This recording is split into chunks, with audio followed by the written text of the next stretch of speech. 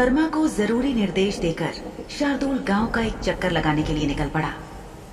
बारिश हो रही थी और बीच बीच में बादलों की गड़गड़ाहट भी सुनाई दे रही थी। वातावरण में शांति नहीं थी और मौसम का शोर था। ऐसे में किसी भी आहट को सुन पाना आसान बात नहीं थी, लेकिन फिर भी शार्दुल ने अपने पीछे कदमों की आहट को महसूस कर लिया। ऐसा लग रहा था कि कोई लगातार आहिस्ते से चलते हुए उसका पीछा कर रहा था और अपने पैर जमीन पर बहुत संभाल कर रख रहा था ताकि आवाज ना हो और किसी को शक ना हो। किसी आम व्यक्ति के लिए यह पता लगाना बहुत मुश्किल था, लेकिन शार्दुल शाह एक शुद्ध खून वाला शक्तिशाली पिशाच था और वो भाग गया कि कोई तो था जो उसका पीछा लगातार कर रहा था और चाहता था कि शार्दुल को पता भी न चले। शार्दुल ने थोड़ा और ध्यान दिया तो पाया कि उसका पीछा करने वाले की रफ्तार भी शार्दुल की चाल की रफ्तार के साथ साथ बदल जाती थी। अपने पैरों से कम शोर करने की कोशिश करते हुए वो शख्स कभी तेज तो कभी धीमी रफ्तार में शार्दुल के पीछे चल रहा था। एक संकरी गली में घुसने के बाद शार्दुल ने कोने से एक बिल्ली के म्याऊं करने की आवाज सुनी। शार्दुल ने जंगल के विपरीत दिशा में चलना चुना और वो तब तक चलता रहा जब तक कि पेड़ों की एक बड़ी श्रृंखला शुरू न हो गई। घने पेड़ों के पास पहुंचकर शार्दुल उस श्रृंखला की तरफ मुड़ गया। शार्दुल का पीछा कर रहे व्यक्ति की रफ्तार अचानक बढ़ गई और उसके कदम तेजी से पेड़ों के झुरमुट की तरफ बढ़ने लगे। जैसे ही वो व्यक्ति जो मोड़ के पास पहुंचा, उसने देखा कि शार्दुल तो गायब हो गया था। वो व्यक्ति इधर उधर देख ही रहा था कि अचानक उसकी कनपटी पर एक जंग लगे तांबई रंग की बंदूक तान दी गई। शार्दुल ने मुस्कुराते हुए उससे पूछा, तुम बहुत ज्यादा बहादुर नहीं हो? अब तक साफ शफाक और चमकदार दिख रही उस व्यक्ति की त्वचा अचानक खुरदुरी और पपड़ीदार बनने लगी। यानी कि शार्दुल का पीछा कर रहा व्यक्ति एक काला चुड़ैल था या काली चुड़ैल थी। काले चुड़ैलों के बारे में एक स्थापित तथ्य था कि किसी भी तरह के दबाव में आने पर या फिर डर महसूस करने पर या लड़ाई के लिए आक्रामक होने पर उनकी त्वचा का रंग और रूप बदलने लगता था और वो लाख चाहकर भी अपनी काले चुड़ैल वाले स्वरूप को छुपा नहीं पाते थे। वो जाहिर हो ही जाता था। ये एक ऐसी प्रतिक्रिया थी जिसे बहुत से लोगों ने देखा था और परिषद के डॉक्टर मिराज ने इसकी पुष्टि की थी। आसमान में बादल जोर से गड़गड़ा रहे थे। शार्दुल ने अपनी बंदूक का ट्रिगर खींचा और एक गोली चला दी जो उस काली चुड़ैल के माथे को चीरकर उसके सिर के पिछले हिस्से को पार करती हुई बाहर निकल गई। इसी के साथ चुड़ैल धड़ाम से जमीन पर गिर पड़ी और मर गई। शार्दुल इस चुड़ैल को देख ही रहा था कि एक और चुड़ैल उसकी तरफ लपकी और ये भी एक काली चुड़ैल ही थी। वो मन ही मन सोचने लगा कि जितने उसने सोची थी उससे कहीं ज्यादा बड़ी संख्या में काली चुड़ैलें इस गांव में मौजूद थी। शार्दुल ने इस चुड़ैल पर भी गोली चला दी और ये भी ढेर हो गई। तभी शार्दुल को महसूस हुआ कि उसके एक तरफ से कुछ परछाइयां जंगल में भागी हैं। ये यकीनन काले चुड़ैलों का समूह ही था। उसे लगा शायद 2 चुड़ैलें हो सकती हैं या ज्यादा भी। वो जंगल में भागकर उनका पीछा करने लगा और कुछ ही देर में अपनी तेज रफ्तार से उसने अपने आगे भागती हुई एक और काली चुड़ैल को अपनी रिवॉल्वर में भरी चांदी की गोलियों से मार डाला। आज ये तीसरी काली चुड़ैल थी जिसे शार्दुल ने अपना शिकार बनाया था। वो रुककर चारों तरफ देख ही रहा था कि अचानक उसके पीछे से एक टहनी के टूटने की आवाज हुई। टहनी टूटने की आवाज सुनकर शार्दुल पीछे मुड़ने ही वाला था कि अचानक उसे अपनी गर्दन पर एक चाकू महसूस हुआ। शार्दुल ने अपनी आंखें घुमाकर देखा तो उसके पास एक खूबसूरत लड़की खड़ी थी जिसने एक तेज धार वाला बड़ा सा चाकू शार्दुल की गर्दन पर सटा रखा था। तुम कौन हो खूबसूरत लड़की? हाँ, शायद तुम असल में खूबसूरत ना हो और तुम्हारे मुंह में एक सांप जैसी बीच में से 2 भागों में बटी हुई जीभ हो। क्यों, ठीक कहा ना मैंने? युवती ने शार्दुल को देखा और बोली, मैं एक खूबसूरत गोरी लड़की जिसे थोड़ी सी मदद की जरूरत है। वैसे तुम्हें मारना मेरे लिए बहुत खुशी की बात होगी शार्दुल शाह। उस काली चुड़ैल की कर्कश आवाज शार्दुल के कानों में पड़ी।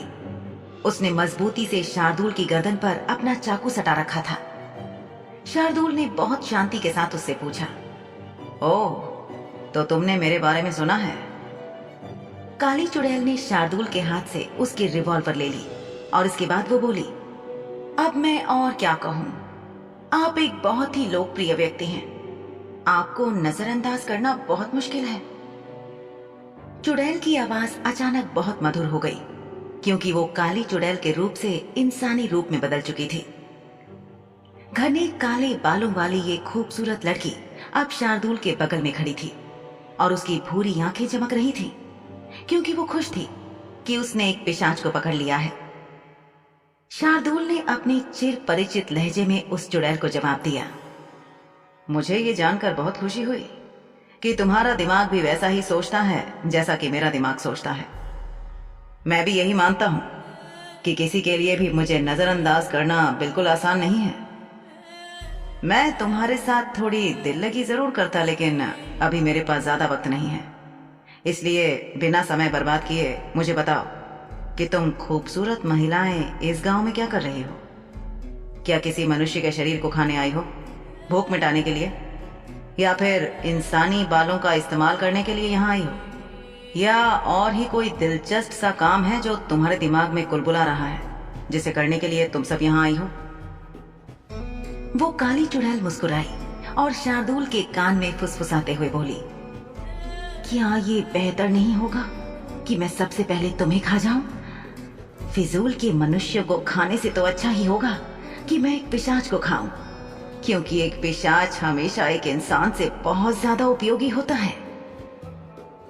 चुड़ैल की बात सुनकर शार्दुल मुस्कुराया और उससे कहा, अच्छा, तुम्हारा ऐसा सोचना है तो मेरी शुभकामनाएं तुम्हारे साथ हैं। और इससे पहले कि वो चुड़ैल शार्दुल का गला रेत पाती, बिजली की गति से शार्दुल उसकी पकड़ से गायब हो गया और ठीक उसके पीछे खड़ा हो गया। अचानक हुई इस हरकत के कारण वो चुड़ैल लड़खड़ा गई और उसने अपने ही चाकू से अपना ही गला लगभग काट ही लिया था। वो घबरा कर बोली, ये क्या हुआ? ये कैसे हो सकता है? तुम एक सामान्य पिशाच नहीं हो। काली चुड़ैल ने अपनी डरावनी दृष्टि से शार्दुल को देखा और पाया कि उसकी आंखें गहरी लाल से गहरी काली हो गई थी। शार्दुल ने बहुत शांति के साथ जवाब दिया, हाँ, मैं थोड़ा भ्रष्ट हो चुका हूँ, इसलिए विशेष पिशाच हूँ। इसके फौरन बाद शार्दुल ने उस चुड़ैल के ही चाकू का इस्तेमाल करते हुए उसे मार डाला। वो तीखा चाकू उस चुड़ैल के सीने में दाहिनी ओर, जहां उसका दिल था, वहां गहरे तक धंस चुका था। ऊर्जा और गोली की बेफजूल बर्बादी। शार्दुल बड़बड़ाया। ये वाकई अफसोस की बात थी कि काली चुड़ैलें इतनी प्यारी और सुंदर बन जाया करती थी और वास्तविकता में वे सब इसके बिल्कुल उलट होती थी, यानी इतनी भयानक कि उन्हें देखकर किसी का भी कलेजा मुंह को आ जाए। एक लगभग 7 वर्ष की छोटी सी लड़की थी जो किनारों से टूट चुकी लकड़ी की गुड़िया से खेलती थी। दोपहर का समय था और पूरा घर शांत था। घर जहां स्थित था वहां बाहर से पानी के बहने की आवाज आ रही थी। दरवाजा खुला और वो छोटी सी कत्थई भूरी सुनहरी आंखों वाली लड़की अपनी माँ को अंदर आते देखने के लिए उठ खड़ी हुई। माँ, तुम आ गई? लड़की ने अपनी माँ का अभिवादन किया। माँ ने एक प्यारी सी मुस्कान के साथ जवाब दिया। महिला औसत ऊंचाई की थी। एक खूबसूरत आकृति के साथ उसके बाल और आंखें भूरे रंग की थीं। हाँ मेरी बच्ची, मैं घर वापस आ गई हूँ। तुमने पूरा दिन क्या किया? अपनी बेटी के हाथ में रखी गुड़िया की ओर देखते हुए महिला ने कहा, लगता है अब तुम्हारे लिए नई गुड़िया लेनी पड़ेगी। बाबा आ जाए उसके बाद। महिला ने धीरे से लड़की के सिर पर हाथ रखा। छोटी बच्ची ने हाँ में अपना सिर हिलाया और कुछ ही पलों में उसने आशा भरी निगाहों से अपनी माँ से पूछा, क्या हम गांव वापस नहीं जा सकते माँ?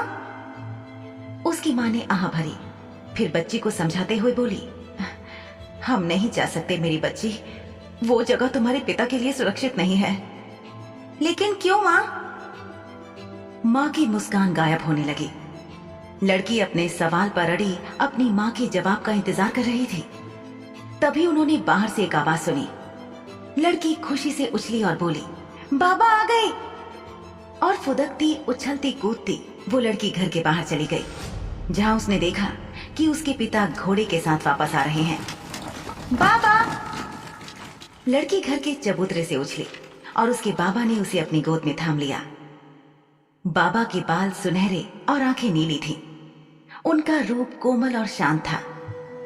उन्होंने अपनी बेटी को अपनी बाहों में पकड़ लिया। कैसी है मेरी लाडली बिटिया? आदमी ने अपनी बच्ची से उसका हालचाल पूछा और जब उसकी पत्नी बाहर निकली तो उसने धीरे धीरे लड़की का हाथ छोड़े बिना अपनी पत्नी को दूसरे हाथ से गले लगा लिया।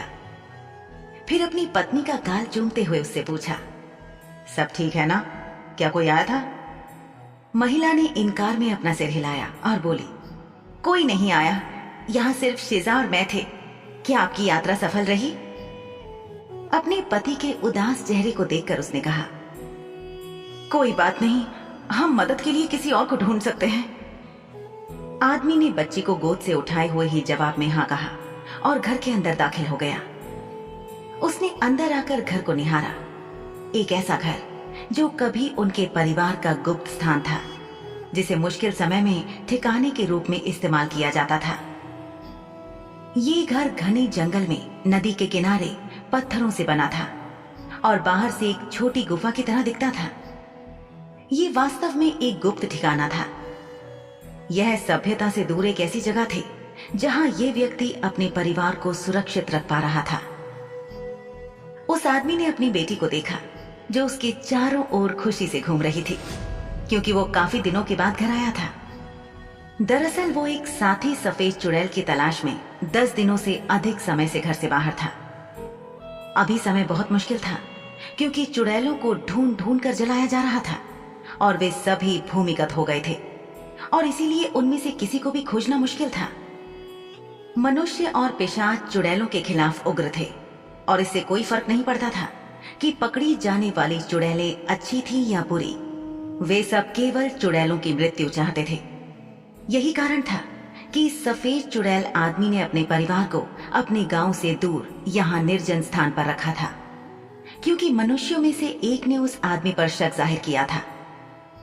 उस आदमी ने अपनी बच्ची के लिए खेद महसूस किया और वो अपनी बच्ची और उस खिलौने के साथ खेलने लगा, जो खिलौना उसने गली से उठाया था।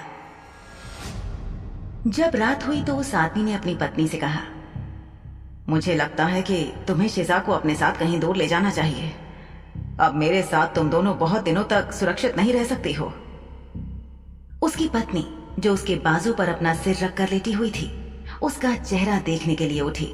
फिर उसने कहा, हम इतने लंबे समय से एक साथ रह रहे हैं। इस तरह किसी निर्जन इलाके में हमारे जीवन को जारी रखने में कोई समस्या नहीं होनी चाहिए। हमें बस इतना करना है कि अपने गांव को पार करके किसी दूसरे प्रांत में जाना है। उसकी पत्नी ने एक नरम फुसफुसाहट के साथ वादा किया। आवाज धीमी इसलिए रखी ताकि उनकी बेटी ना जाग जाए। पिछली बार भागने की हड़बड़ी में वे विपरीत दिशा में भाग गए थे, जो सुनसान इलाका था, लेकिन वे यहाँ अपना जीवन ऐसे नहीं चला सकते थे और ये बात वो दोनों ही अच्छे से जानते थे। पत्नी ने अपने पति को हौसला दिया, बस कुछ समय लगेगा, सही मौका और वक्त मिलने की बात है, हमें कोई जल्दी नहीं है। उस महिला के पति ने उसके गाल पर अपना हाथ रखा और चिंता व्यक्त करते हुए कहा, मुझे खुशी है कि तुमने मुझे समाज के ना कहने के बावजूद स्वीकार किया है, लेकिन तुम एक इंसान हो और अब हमारी एक बेटी भी है। यहाँ से जाकर तुम खुद को और हमारी बच्ची को एक अच्छा और सुरक्षित भविष्य दे सकती हो। मेरे साथ रहने से तुम पर और हमारी बच्ची पर हर पल खतरा मंडराता ही रहेगा और ये बात हम दोनों ही जानते हैं कि मौत कब, कहाँ, किस पल आ जाए, कुछ कहा नहीं जा सकता।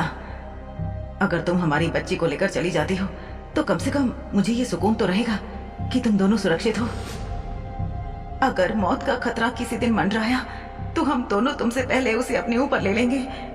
तुम पर कभी कोई बात आए तो मेरी यही दुआ होगी कि पहले उसका सामना मुझसे हो। कम से कम साथ रहने से हम लोग एक परिवार की तरह तो रह रहे हैं, अकेले अकेले कैसे रहेंगे। हमने साथ रहने की कसम खाई थी हयात, और मैं तुमसे बहुत प्यार करती हूँ।